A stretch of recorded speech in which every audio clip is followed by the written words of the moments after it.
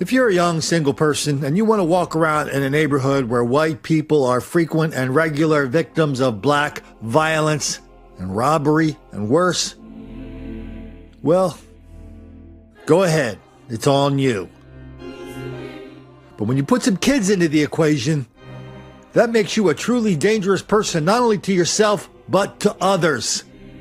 This is what denial, deceit, and delusion gets you in Fishtown, Philadelphia, and what it almost gets a couple of young kids you were charged with keeping safe.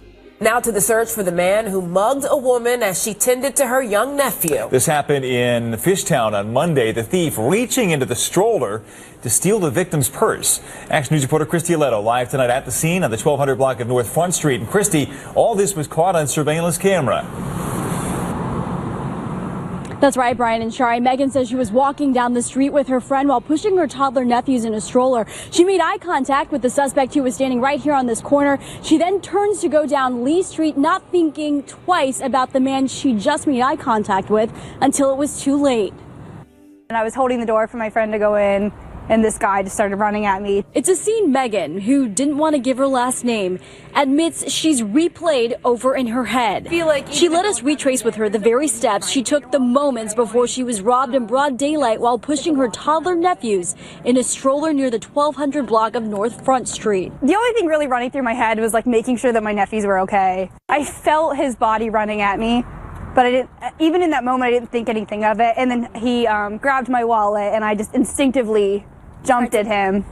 I mean, at what point did you say, like, oh, maybe I shouldn't? The minute I jumped, I was like, why did I do that? So Megan, her 1- and 2-year-old nephews and another friend were uninjured. The suspect, described in his 20s, ran south on Lee Street, making off with her cash, credit cards, and ID. We think that she was targeted. We think the fact that she was pushing a baby, she appeared vulnerable to this person, and he followed her until she got to an area which he feels though he can commit the crime and get away with it. That's one of those, like, you're like, oh, that'll never happen to me situations. And now that it has, it's prompted Megan to be both more aware but unafraid. How often do you come down the street? Daily. I mean, we go to this play space almost daily. I've never not felt safe here. Do you feel safe coming down the street now? I do. I think it was just bad luck. He was in the right spot, right time. And so, according to this young lady, this is just a one-off. It's an accident, anomaly. Stuff like that doesn't happen around here.